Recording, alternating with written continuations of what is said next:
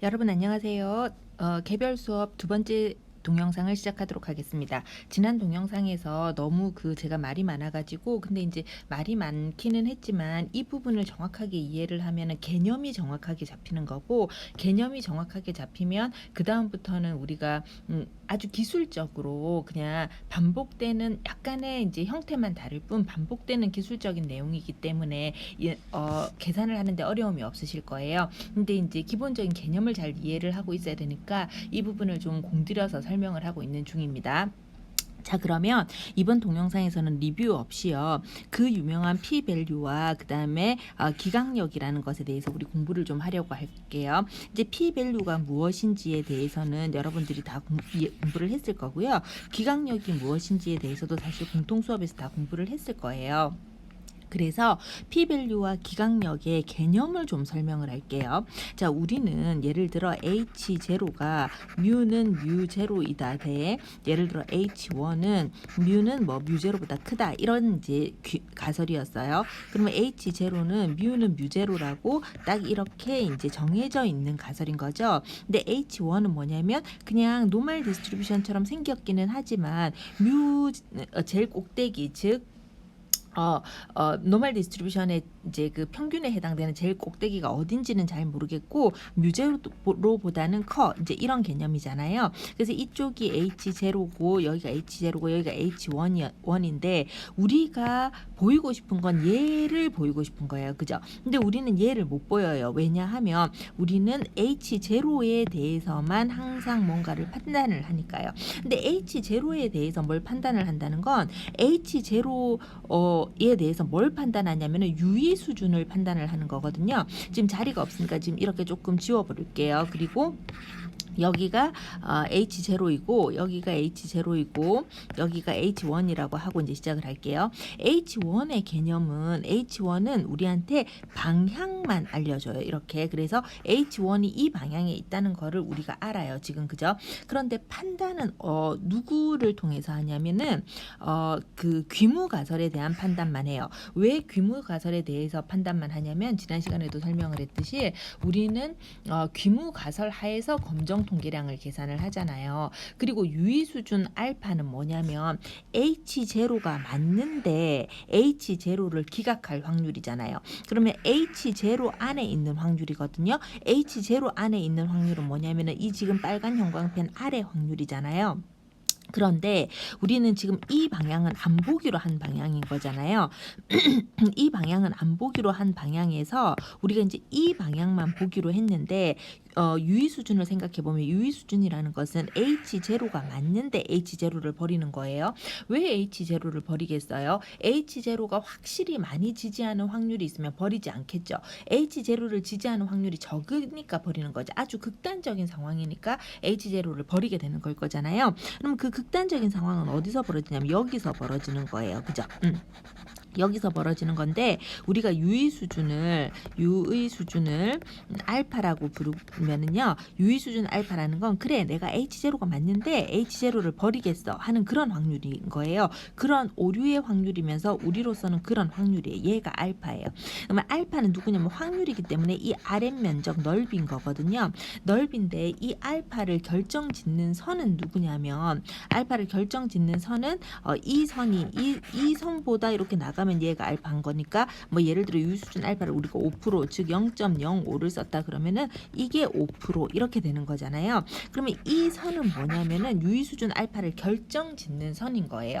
유의 수준 알파를 결정짓는 선인데 예를 들어 이 분포가 Z 디스트리뷰션이면 Z 0.05 이런 거고요. 만약에 이 애가 T 디스트리뷰션이면 T 0.05 이렇게 생긴 거잖아요. 그죠? 근데 Z 0.05라는 것은 1.645로 우리가 알아요. 그죠? 그래서 이 알파를 5%로 우리가 이제 쓰겠다고 한다면 알파를 5%로 쓰겠다고 한다면 얘를 결정짓는 선은 Z 알파, 즉 Z 0.05, 즉 Z 5%로서 얘는 1.645인 걸 알아요. 그죠? 이 1.645인 걸 아는 이런 상황이에요. 자, 그런데 그래서 우리는 어떻게 하냐면 표본을 딱 한 번만 뽑잖아요. 그죠? 표본을 딱 한 번, 여기서부터 지금 오늘 설명한 p 밸류에 대한 이야기예요. 표본을 우리가 딱 한 번만 뽑는데 표본을 우리가 딱 한 번 뽑아서 우리는 뭘 계산하냐면 검정 통계량이라는 걸 계산을 해요. 자, 검정 통계량이라는 걸 계산을 하면은 검정 통계량은 어떻게 계산이 되냐면 이런 식으로 계산이 될 거란 말이에요. 검정 통계량 Z는 얼마이다 이렇게 결정이 될 거예요. 그러면은 그 검정 통계량 Z 디스트리뷰션 Z 검정 통계량을 썼을 때 그러면은 검정 통계량 Z는 얼마이다 이렇게 계산이 되면 그 Z 값은 예를 들어 이제 거기 이렇게 결정이 됐다면 이제 그 Z 값에 대한 확률은 이렇게 생겼겠죠. 자, 그러면은 이 하늘색, 이 파란색이 말하자면은 P 값인 거예요. 그래서 우리가 유의 수준은 지금 보라색으로 5%로 하기로 결정했지만 내가 관측해보니, 즉 내가 표본으로 관측해보니 내 표본으로 관측된 A의 유의 수준, 버릴 확률, 내가 이제 고민 좀 해볼 확률은 어떻게 생겼냐면 이렇게 생겼어요. 그런데 지금 알파는 예를 들어 5%인데 내 P 값이 예를 들어 5%보다 작아요. 예를 들어 뭐 3%라고 생각해 볼까요? 즉 알파는 0.05인데 내 P 값은 0.03 정도가 된 거예요. 자, 알파는 일종 오류로서 H0가 맞는데도 불구하고 H0를 버릴 오류인데 혹은 버릴 확률인데 우리는 처음에 결정을 유의 수준을 5%로 결정을 했다는 건 나는 이 H0 하에서는 이 방향으로 왜 이 방향이에요? H1이 이 방향에 있으니까 그렇죠. 이 방향으로 5% 정도 나오면 그거는 H0에서 굉장히 안 벌어지는 일이라고 생각하겠어. 이게 유의 수준 알파 5%인 거거든요. 자, 그런데 실제로 처음에 그렇게 마음을 먹고 시작을 한 거예요. 이 가설 검정을 할 때. 근데 실제로 내가 한번 표본을 뽑아서 표본의 세트를 한번 뽑아서 그 표본 세트에서 검정 통계량을 계산을 해서 관측 유의 수준을 살펴봤더니 관측 유의 수준이 이만큼 나온 거죠. 즉 3% 나온 거예요. 지금 처음에 내가 뭐라고 마음을 먹었어요? 나는 귀무가설화에서 검정 통계량을 계산했을 때 유의 수준을 5%로 생각하겠어. 즉 이것은 귀무가설이 맞는데도 내가 귀무가설을 버릴 확률은 5%로 생각하겠어. 이거였거든요. 근데 실제로 관측해보니 그 확률이 5%보다 작은 3%예요. 그러면 나는 H0를 버리는 것을 결정을 한 거죠. H0는 이제 버리기로 하고 왜 너무 안 벌어지는 일이 벌어졌으니까 나는 5%만 돼도 되게 안 벌어지는 일이라고 치기로 했는데 그게 3% 밖에 안 나왔으니까 그래서 H0는 버리기로 생각을 했어요.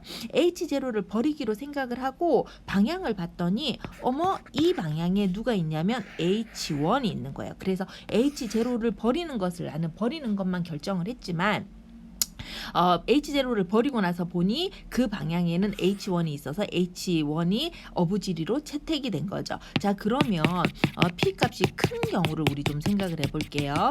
자, H0는 이제 방향은 여전히 이 방향으로 해봅시다. 왼쪽 방향 하는 거는 우리가 안 했으니까요. 자, 우리 방향이 바뀌었을 뿐 사실은 다 똑같아요. H0는 뮤는 뮤제로이다. 이렇게 생겼어요. 자, H1은 뮤는 뮤제로보다 크다. 이제 이렇게 생긴 거예요. 자, 이렇게 해서 처음에 생각했을 때부터 우리는 귀무가설화에서 생각을 하고요. 귀무가설화에서 알파, 즉 유의 수준을 5%로 하기로 했어요. 그러면은 극단적으로 안 벌어지는 일은 어디서 벌어지냐면 여기서도 벌어지고 여기서도 벌어지지만 우리가 이 방향을 생각 안 하는 이유는 우리는 이 방향만 생각하기로 했기 때문에 그런 거죠. 무슨 말인지 알겠죠? 그래서 우리의 유의 수준 알파 5%는 어디서 결정된? 여기서 결정돼 있어요. 이 뜻은 나는 H0 하에서 5%면 되게 안 벌어지는 일이라고 생각을 하겠어. 이렇게 이제 처음에 결정을 하고 시작을 한 거잖아요. 근데 우리는 표본 세트를 어떻게 해요? 딱 한 세트 뽑아요. 딱 한 세트 뽑아서 뭘 해요? 귀무가설 하에서 검정 통계량을 계산을 하죠. 즉 관측을 하는 거예요. 그 표본에서 우리가 관측을 하는 거죠. 관측을 해봤는데 그 귀무가설하에서 검정 통계량 이만큼 나온 거예요. 자, 이 아래에 우리가 저기 누구죠? 확률을 계산해 보면 확률이 이렇게 생긴 거예요. 자, 우리는 알파를 5%이면 알파가 5%이면 귀무가설하에서 되게 안 생기는 일이 벌어졌다고 생각을 할 건데 지금 이 초록 형광펜을 보면 예를 들어 이게 7%라고 해볼까요? 그러면 이 7%면 나는 H0 아래에서 즉 귀무가설하에서 5%면 되게 이쪽 방향으로 끝으로 5%면 즉 유의 수준 5%면은 난 되게 안 벌어지는 일이 벌어진 걸로 생각하기로 했는데 관측을 해봤더니 표본을 뽑아서 생각을 해봤더니 7%가 지지가 되었어요. 이 뜻은 나는 5%면은 버리기로 했는데 7%니까 난 채택을 하는 거예요. 누구를? H0를 채택을 하는 거예요. 근데 우리는 H0를 버릴지 말지만 결정을 하는 거거든요. 버리는 거는 5%면 버리기로 했는데 못 버렸어. 왜? 관측 유의 수준이 7%가 나왔기 때문에. 그래서 5%면은 버리기로 했는데 5%가 넘어버려서 못 버려서 즉 H0를 기각을 못 시키기 때문에 어부지리로 H0를 채택을 하면서 H1은 이제 관심이 없어진 거죠. 그래서 H1은 기각이 된 거예요. 자, 그래서 P-밸류라는 건 그런 거예요. P-밸류라는 걸 다시 한번 더 생각을 해볼까요? H0가 이렇게 생겼어요. 자, H1은 이렇게 생겼단 말이에요. 이제 반대 방향 좀 생각해 봅시다. 맨날 큰 쪽으로만 생각해 보니까요. H0는 뮤는 뮤제로이다 대 H1은 뮤는 뮤제로보다 작다. 뮤는 뮤제로보다 작다 이렇게 해볼까요? 그러면 H0가 여기 있어요. 뮤는 뮤제로이다 이렇게 있겠죠? 그러면 H1은 어디 있냐면은 뮤는 뮤제로보다 작다 그랬으니까 이 방향에 있을 거예요. 그래서 H1은 이 방향에 있어요. 자, 그러면 우리는 이 방향은 아웃 오브 안중이야. 지금 관심이 없어. 그럼 우리는 어느 방향만 생각하냐면 이 방향만 생각을 하는 거거든요. 이 방향만 생각을 하는 거거든요. 근데 유의 수준이라는 것은 귀무가설이 맞는데 귀무가설을 버릴 확률이니까 귀무가설이 맞는데 왜 귀무가설을 버리겠어요? 너무 극단적으로 나왔기 때문에 버리겠죠. 그래서 너무 극단적으로 나온 애는 지금 어느 방향이냐면 이 방향에 있는 거예요. 반대 방향은 아웃 오브 안중이라니까.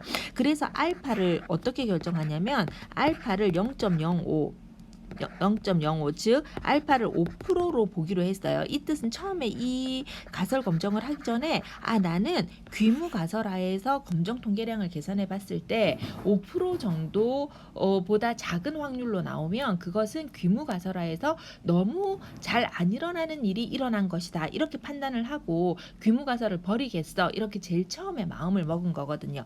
자, 그런데 예를 들어 우리가 이제 표본을 한 세트 뽑아서 검정 통계량을 계산을 했어요. 그래서 그 검정 통계량을 계산을 했더니 이런 선이 나오고 이제 이만큼이 결정이 됐어요. 이게 P-밸류거든요. 그래서 P-밸류가 P-값이 뭐 예를 들어 0.025 나 뭐 0.023 즉 2.3%가 나왔어요. 처음에 시작할 때 5%면은 나는 H0를 버리기로 했거든. 그런데 2.3%가 나온 거예요. 너무 조금 나온 거죠. 그러니까 H0를 버리고 어떻게 생겼냐면 H1을 H0 5%면 버리기로 했는데 2.3%니까 더 작은 값이 나왔잖아요. 그래서 H0를 버려요.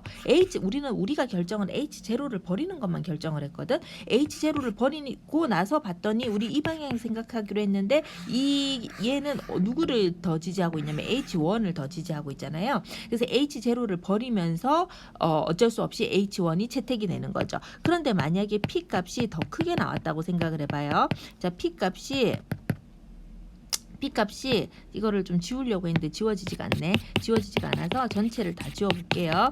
자, 똑같은 세팅이에요. 똑같은 세팅이라서 H0는 이렇게 생겼고요. H1은 똑같은 세팅이라서 이렇게 생겼어요. 우리는 처음에 시작할 때 알파가 귀무가설하에서, 귀무가설 예잖아요. 귀무가설하에서 알파는 유의 수준은 5%로 하기로 했어요. 그런데 관측을 했어요. 표본을 한 세트 뽑았어요. 표본을 한 세트를 뽑아서 검정 통계량을 계산을 해봤더니 걔는 여전히 귀무가설하에서 검정 통계량이죠. 걔가 이렇게 나왔어요. 자, 이렇게 나와서 이 확률을 계산을 해봤더니 이 보라색 확률은 예를 들어 이 알파는 아니죠. 얘는 P 값이죠. P 밸류가 계산을 해봤더니 예를 들어 13%가 나왔어요. 우리는 5% 정도면 너무 안 벌어지는 일이 벌어진 거라서 H0를 버리기로 했거든. 근데 13%나 나온 거예요. 되게 많이 귀무가설하에서 되게 많이 생기는 일이잖아요. 그래서 귀무가설을 못 버려요. 5%보다 작으면 버리기로 했는데 못 버려. 그래서 어떻게 해요?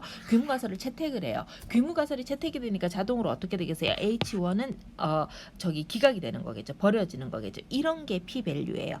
그러면 지금 P 밸류를 결정 지을 때 우리 어떤 식으로 했습니까? 검정 통계량을 계산을 하고 H0 이번엔 또 이제 이 방향으로 해볼까요? 얘가 H1이에요. 자, 이 방향으로 생각을 하면은 여기가 지금 알파가 되는 거, 여기가 알파가 되는 거잖아요. 알파는 5%로 하기로 했어요. 예를 들어 알파를 5%로 하기로 했는데 내가 딱 한 번 검정 통계량을 계산을 해봤더니 이런 선을 기준으로 이렇게 P 값이 예를 들어 뭐 한 1.3% 나왔다. 이랬을 때 이 값을 기준으로 해서 우리가 이 확률을 계산해 본 게 P 밸류잖아요. 그죠? 그런데 기각력이라는 건 그런 게 아니고요. 지금 제가 설명했던 그 말 있죠.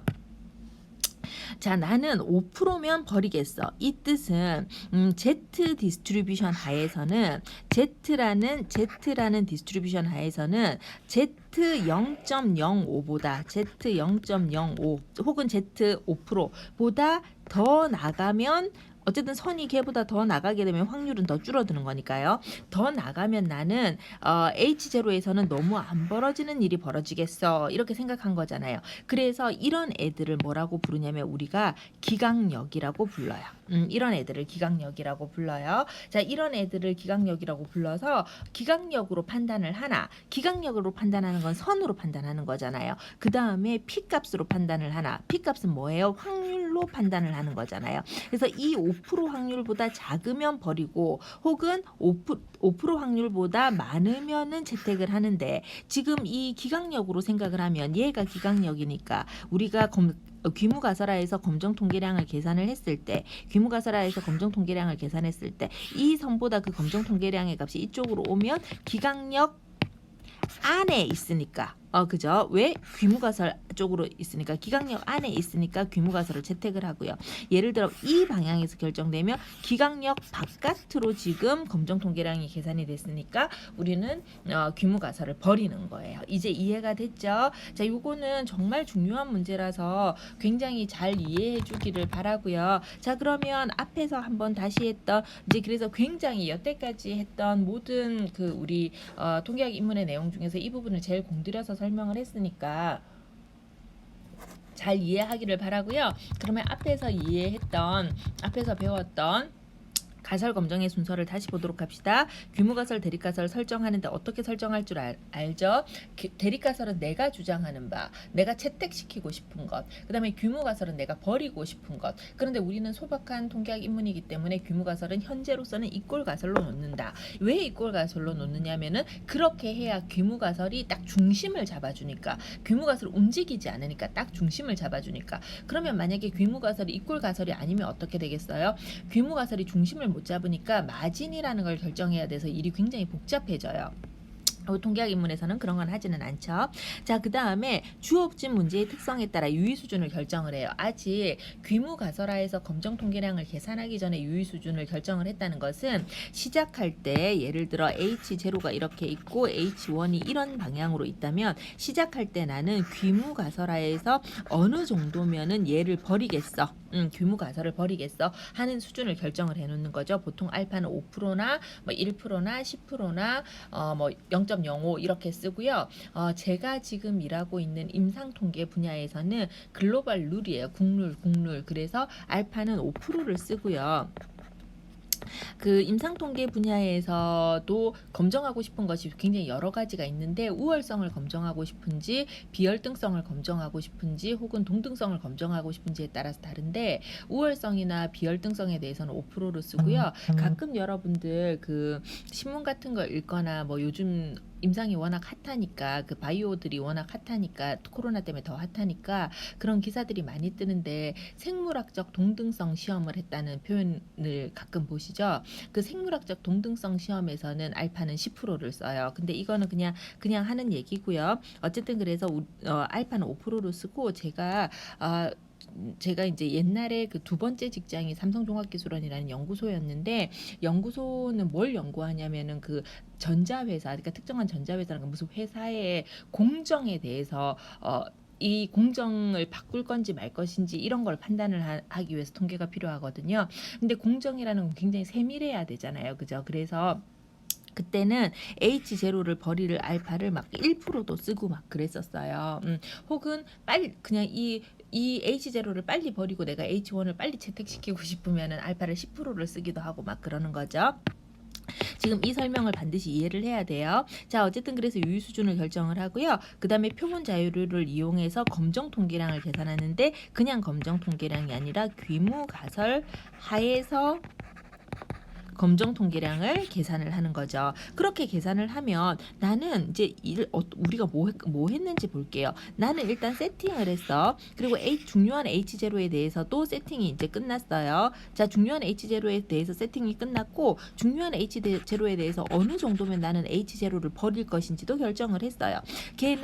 얘가 만약에 Z 디스트리뷰션이면은 5%이고 이 선은 Z 0.05 올 거고요. 만약에 모집단의 그 표준 편차나 분산을 몰라서 우리가 T 디스트리뷰션을 썼다고 생각을 해봐요. T 디스트리뷰션을 썼으면 얘는 어떻게 생긴 것이겠습니까? T 0.05인데 디그리 오브 프리덤을 여기다 이렇게 적어주는 거겠죠. N-1 이렇게 적어주는 거겠죠. 어쨌든 이렇게 되면은 처음에 5%를 쓰기로 했을 때는 기각력도 결정되어 있고 유의 수준도 결정이 되어 있어요. 자, 그런데 우리는 뭐 하냐면 딱 한번 귀무가설하에서 검정 통계량을 계산을 하거든요. 딱 한번 귀무가설하에서 검정 통계량을 계산을 했더니 그 귀무가설하에서 계산된 검정 통계량이 예를 들어 여기서 결정이 되었으면 우리가 피 값은 이렇게 결정이 될 거잖아요. 피 값은 이렇게 결정이 되니까 이렇게 된 피 값은 유의 수준 5%보다 지금 확률로서 굉장히 작죠. 확률로서 작기 때문에 이 귀무 가설을 버리게 되고요. 기각력으로 봤을 때는 지금 이 핑크색 기각력보다 바깥쪽으로, 그러니까 귀무 가설 기준으로 바깥쪽으로 와 있잖아요. 기각력을 벗어났기 때문에 또 귀무 가설을 버리게 되는 거예요. 자, 그 다음에 만약에 지금 이제 그림을 하나 더 그리기가 매우 귀찮으니까요. 매우 귀찮으니까 우리는 어떻게 하냐면은 이 빨간색 말고 뭐 예를 들어 베이지색으로 이렇게 생각을 해볼까요? 귀무가설하에서 검정 통계량을 계산했는데 이 선으로 나왔어요. 그러면 우리는 5%면 버리기로 했는데 이 베이지색 아래 넓이를 계산해 보면 5%보다 훨씬 많을 거잖아요. 그러니까 p 밸류가 5%보다 넘어요. p 밸류가 5% 즉 알파보다 넘어요. 따라서 우리는 5% 거나 그보다 작으면 H0를 버리기로 즉 기각하기로 한 거거든. 그런데 5%보다 훨씬 더 크잖아요. 그러니까 어때요? 못 버렸기 때문에 어쩔 수 없이 어때요? H0가 채택이 되는 거예요. 그러면서 H1이 기각이 되는 거겠죠. 이것을 우리가 기각력의 입장에서 봤을 때는 우리는 얘를 기각력으로 삼기로 했죠. Z 0.05 혹은 T 0.05의 디그리 오브 프리덤 이렇게 잡기로 했는데 이 기각력 안쪽으로 얘가 들어와 있잖아요. 따라서 우리는 H0를 채택을 하게 되는 거예요. 이런 이제 방법을 사용을 하는 거고요. 이제는 이제 더 이상 설명할 거 없어요. 사실 여기서 지금 우리 그거 끝내도 상관없어요. 지금 이 개별 수업을 끝내도 상관없어요. 그렇지만 한번 그냥 잠깐만 볼게요. 이제 만약에 모집단이 정규 분포 모집단이에요. 우리 이제 분포에 대해서 이야기를 하는 거니까요. 지금은 이제 분포에 대해서 이야기를 하는 거예요. 자, 정규 분포 모집단인데 모분산을 알아. 그러면은 값도 저기 분포도 Z 디스트리뷰션을 쓰고요. Z 디스트리뷰션 위에 있는 그 변수들이 Z 값들이니까 검정 통계량도 Z를 쓰는 거죠. 근데 만약에 모분산을 몰라요. 그러면은 우리가 Z 값이라는 걸 쓸 수 없잖아요. 그러니까 뭐를 해요? 시그마의 최소분산 미편량 일치 추정량인 S로 살짝 갈아 끼운 T 값을 쓰고 T들이 모여 있는 동네가 누구예요? T라는 변수들이 모여 있는 동네가 T 디스트리뷰션 동네잖아요. 그래서 이제 T 디스트리뷰션 위에서 쓰는 거죠. 근데 만약에 모집단이 비정규 분포이거나 혹은 정규 분포가 아니라 정규 분포인지 아닌지 잘 모르겠어. 비정규 분포라는 거는 모르겠지만 어쨌든 정규 분포인지 아닌지 잘 모르겠어요. 근데 되게 많이 뽑았어. 그러니까 분포가 원래 뭐였는지 내가 잘 몰라. 내가 분포가 원래 뭐였는지 잘 몰라도 되게 많이 뽑았어. 그러면 그 분포가 중심극한 정리에 의해서 Z 디스트리뷰션으로 간다는 사실은 알잖아요. 따라서 비정규 모집단이라도 대표본이면 Z 분포 위에서 보는 거예요. Z 분포 위에서 보는데 검정 통계량은 시그마를 알면은 Z라는 검정 통계량을 쓸 텐데 시그마를 모르면 여전히 T라는 검정 통계량을 쓰게 되겠죠. 그거는 예제 풀면서 여러분들이 봤을 거예요. 자, 그다음에 만약에 표본이 소표본이야. 그러면은 이제 디스트리뷰션을 결정할 수가 없어요. 왜냐하면 중심극한 정리를 쓸 수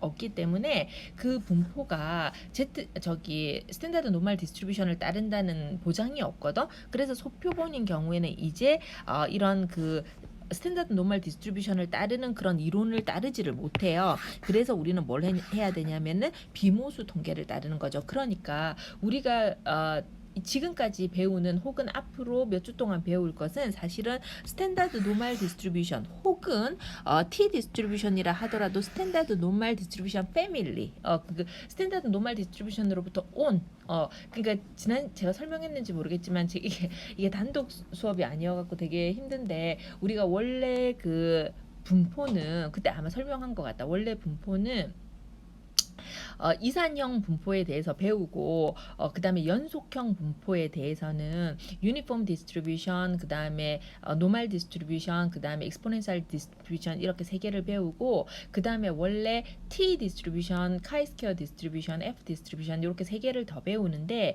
얘네들은 대부분 누구로부터 유도됐냐면은 Z 디스트리뷰션 즉 스탠다드 노멀 디스트리뷰션으로부터 유도된 것이기 때문에 한 패밀리이다. 뭐 이런 이야기를 제가 설명을 드렸던 것 같아요.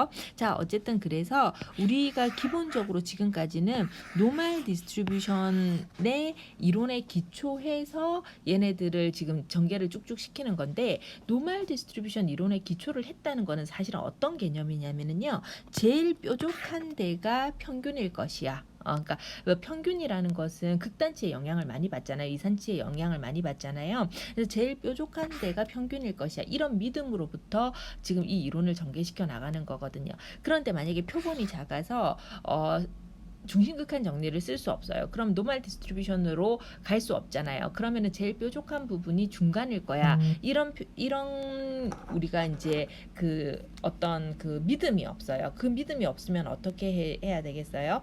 그 믿음이 없으면 지금부터는 이제 중간 값으로 계산을 해줘야 되겠죠. 왜냐하면 이렇게 극단으로 치우쳤을 수도 있고 이렇게 극단으로 치우쳤을 수도 있으니까 이제 우리한테는 중간 값이 중요해지는 거거든요. 그런 애들이 비모수 통계예요. 그래서 비모수 통계는 비모수 통계 모수적인 방법으로 이렇게 쓸 수 있는 거에 대응되는 비모수적인 방법은 이렇게 있다. 뭐 이런 이론들이 막 있는데 그것은 한 학기짜리 수업이니까 우리 수업에서는 다루지 않고요. 자, 그다음에 제가 제 자리가 저희 오피스가 이렇게 공학원에 있단 말이에요. 공학원은 찻길이랑 되게 가깝잖아요. 그래서 계속 그 세브란스로 가는 앰뷸런스 소리가 맨날 들리는데 이 앰뷸런스 소리를 평소에는 하나도 그냥 화이트 노이즈라서 하나도 소음이라고 생각하지 않는데 이게 그 수업만 녹음하면 엄청 크게 들리네요. 자, 어쨌든 이제 시작을 해볼게요. 이제 이거는 줄줄 여러분들이 이제 다 공통 수업 시간에 봤으니까 그냥 줄줄 읽기만 할 거예요. 자, 모평균을 알고 싶어요. 모평균을 알고 싶어. 그런데 시그마를 알아. 그러면 어떻게 생겼겠어요? 일단 먼저 가설을 설정을 하죠. 그래서 예를 들어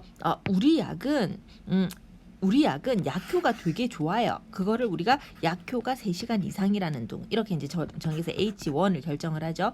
그러면 H0는 여태까지는 약효가 3시간 이상이 나오는 애가 없었다는 거니까 내가 3시간 이상인 걸 주장을 하는 거잖아요. 그렇지만 우리 과목은 겸손한 통계학 입문 과목이니까 뮤는 3이다. 이렇게 해서 결정을 하고 얘는 이 위만 보기 때문에 윗꼬리 검정이라고 보는 거예요. 그러면은 귀무가설이 대립가설이 이쪽에 있으면 어떻게 생겼겠어요? 이러면 아래꼬리만 보잖아요. 누구의 아래꼬리예요? H0의 아래꼬리만 보는 거잖아요. 그래서 이쪽 방향에 있는 것은 아래꼬리 검정이에요. 자, 이렇게 해서 귀무가설을 결정을 해줘요. 혹은 우리한테 일을 맡긴 사람이 뭐 잘 모르겠고 어느 방향인지는 모르겠고 무조건 아니라는 것만 알겠어. 이러면은 그냥 이렇게 양측 검정을 해주는 거예요.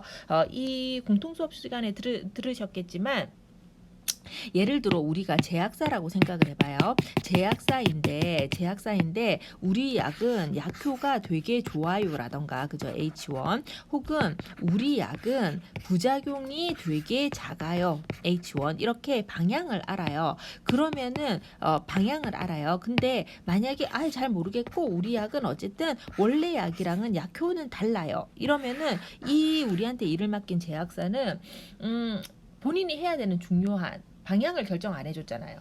그러니까 뭔가 해야 될 걸 안 했으면 어떻게 해야 돼요? 페널티가 있겠지. 페널티가 뭐냐면 양측 검정을 하게 되는 것이 페널티인 거예요.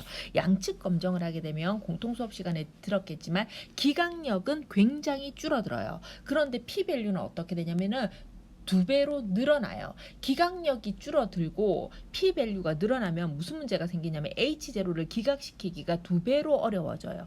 H0를 기각시키기가 2배로 어려워지면 어떻게 되냐면은 나는 H1을 채택시키고 싶은 거거든. 근데 H0가 기각이 돼야 내 H1이 채택이 될 텐데 H0를 양측 검정을 하면서 H0를 채택시키는 것이 H0를 기각시키는 것이 기각력은 2배로 좁아지고 그 다음에 그 P-밸류는 2배로 늘어나면서 H0를 채택시키는 것이 2배로 말을 잘못했어요. H0를 기각시키는 것이 2배로 어려워지면 H1을 채택시키는 것이 그만큼 엄청 어려워집니다. 따라서 양측 검정은 이제 우리 통계하는 사람들은 양측 검정을 보면 진짜 양측 검정 꼭 해야 돼?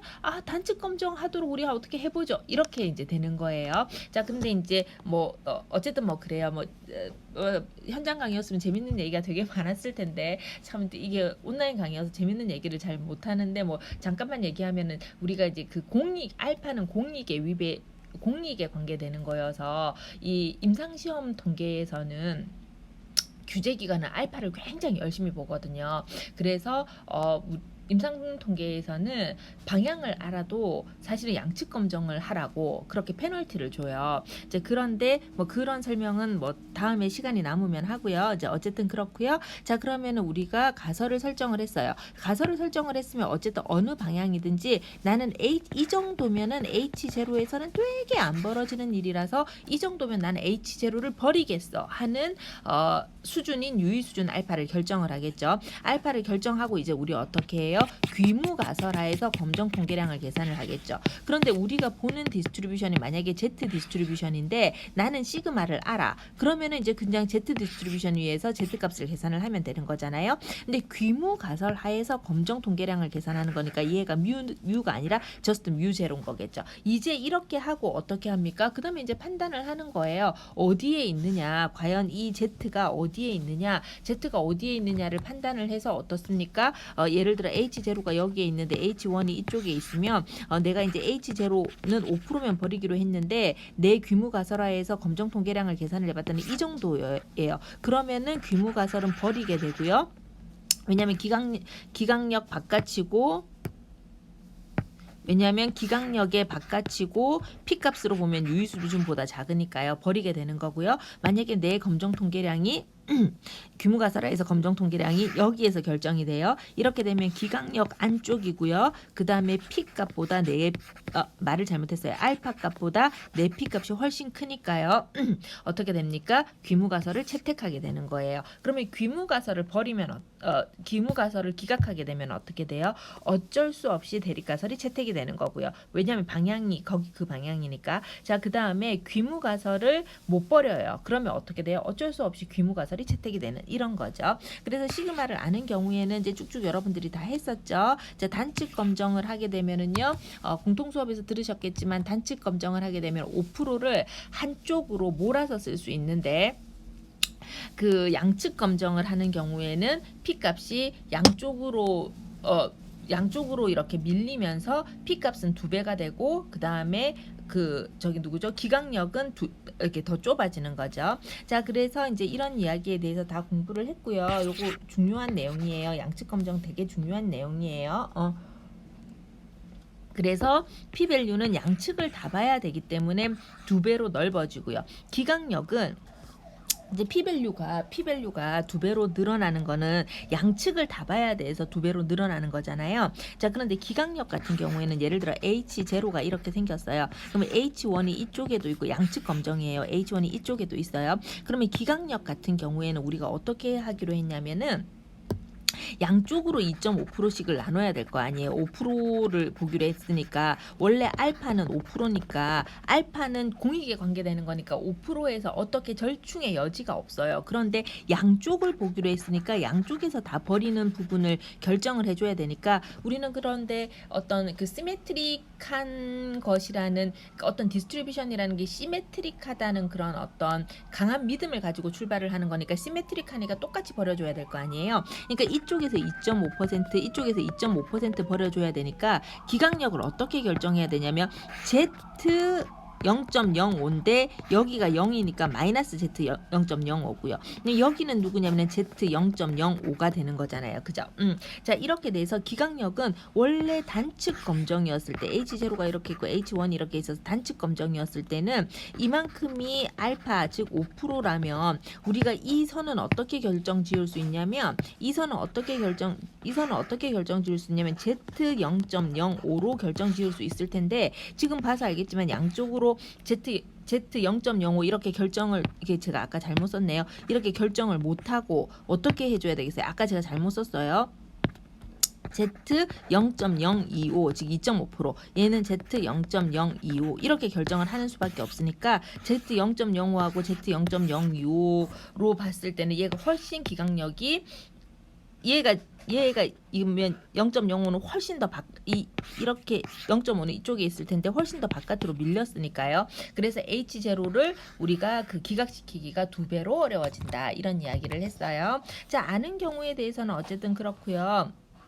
그래서 아는 경우에 이 내용을 한번 잘 보기를 바라고요. 자, 모르는 경우는 어떻게 해줘야 되겠어요? 모르는 경우는 일단 그 가설을 설정을 해요. 가설을 설정을 하는데 방향에 따라서 아래 꼬리 검정, 윗꼬리 검정 정말 싫지만 우리가 정확하게 모르기 때문에 양측 검정을 할 수가 있는 거죠. 그 다음에 여전히 유의 수준 알파는 5%나 뭐 1%나 뭐 몇 프로로 결정을 하는데 5%로 우리는 생각을 해봅시다. 5%를 기본으로 생각을 해봅시다. 0.05 이렇게 되는 거죠. 자, 이제 귀무 가설 하에서 검정 통계량을 계산을 해야 되는데 지금 시그마를 몰라요. 그래서 Z 디스트리뷰션 위에서 보기 위해서 귀무가설하에서 검정 통계량인 Z 값을 계산하려고 그러니까 귀무가설이니까 뮤제로겠죠. 이렇게 계산하려고 해봤더니 시그마를 몰라서 이 식은 하나 있는데 모르는 게 하나 두 개여서 답을 구할 수 없어요. 그래서 살짝 우리 어떻게 해요? 시그마 대신에 S로 갈아 끼우죠. 그러면은 얘가 시그마였을 때랑 S였을 때는 분명히 다른 거니까 이 통계량의 값은 Z라는 말은 못 쓰고 T라는 값을 쓰는 거예요. 근데 이런 T라는 확률 변수가 모여있는 동네가 누구냐면은 T 디스트리뷰션이라는 동네죠. 그래서 T 디스트리뷰션에서 우리가 가설 검정을 할 수가 있고 어쨌든 얘가 누구냐면은 귀무가설화에서 검정 통계량이죠. 그러면 이제 뭐 어려운 건 아니고요. 그냥 T 디스트리뷰션 위에서 이렇게 보는데 T 디스트리뷰션 위에서 보는데 예를 들어 우리가 이제 얘가 H0고 얘가 H1이라고 생각을 해볼까요? 이러면은 알파를 어디서 봐야 되냐면 이쪽에서 봐야 되니까 알파는 0.05인데 이 디스트리뷰션 자체가 어떤 디스트리뷰션이냐면 T 디스트리뷰션이기 때문에 이 선이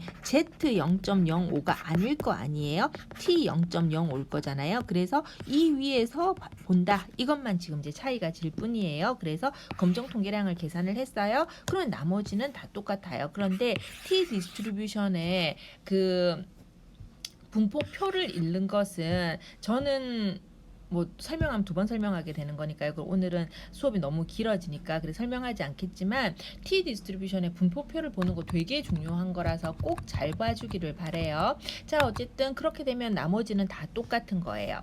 그렇죠. 자, 그러나 양측 검정인 경우에는 또 되게 안 좋아요. 왜냐하면 알파는 5% 쓰기로 했는데 양쪽을 다 보기로 했으니까 2.5%씩 나눠서 보는 수밖에 없고요. 그러니까 어때요? 기각력이 밀리는 거죠. 기각력이 더 이쪽으로 밀리는 거죠. P값은 어때요? 양쪽을 다 봐야 되니까 2배가 되어 버리는 거예요.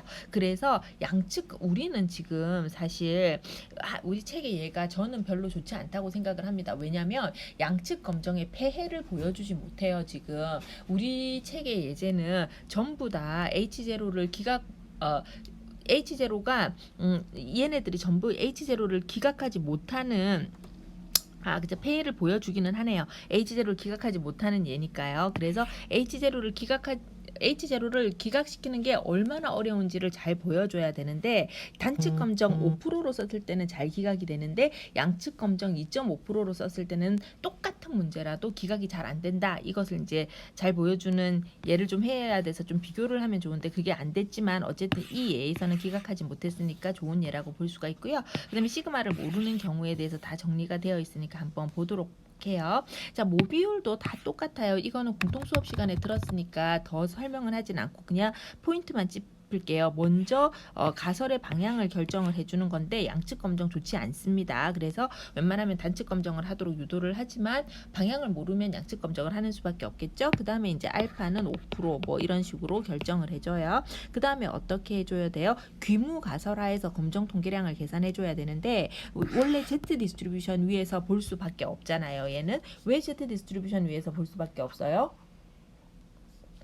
되게 클 때밖에 볼 수가 없고 비율이라는 것은 왜냐하면 비율을 결정짓는 데이터들은 원래 베르누이 트라이얼로부터 왔는데 0 아니면 1이니까 그게 되게 비율을 이룰 정도로 많으니까 바이노미얼 디스트리뷰션으로부터 왔단 말이에요. 그러니까 원래 모집단이 노멀 디스트리뷰션이 아니야. 그러니까 무조건 대표본 근사로 가는 수밖에 없어요. 그래서 무조건 대표본 근사로 가기 때문에 많다는 것은 요것이 이제 그 비율에서 많다는 것이고요. 30케이스 이상이 많은 게 아니라 이게 많은 것이고요.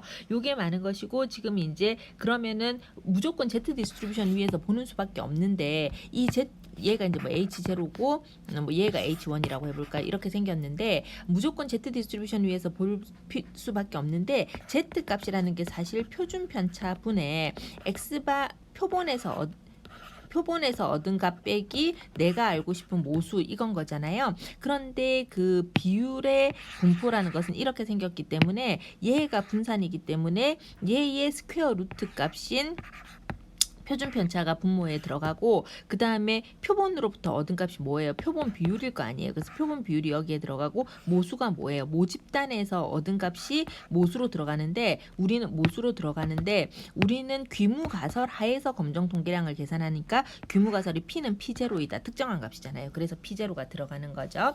자, 이렇게 되는 거라서 이제 더 이상 뭐 특별한 건 없고요. 그 다음에는 다시 똑같이 뭐 그 우리가 이제 만들어 놓은 이 그 세팅을 가지고 검정 통계량을 계산을 해서 알파보다 P 값이 더 큰지 혹은 기각력보다 이 선이 밀렸는지 혹은 알파보다 P 값이 더 작은지 혹은 기각력 바깥에 있는지 이것만 확인해 주면 되겠죠. 그래서 다 똑같은 프로시저로 판단을 하게 되겠습니다. 자, 이렇게 해서 정말 길고 고단했던 9장 수업을 마치도록 하겠고, 9장을 너무 길게 공통 수업을 올려서 정말 미안한데 9장이 사실은 우리 통계학 입문의 핵심인 것 같아요. 저는 그래서 9장만 잘 이해를 하고 있으면 이게 가설 검정과 8장과 9장이 가설 검정과 구간 추정에 대한 기본적인 필로소피를 여러분들한테 제공해 주는데,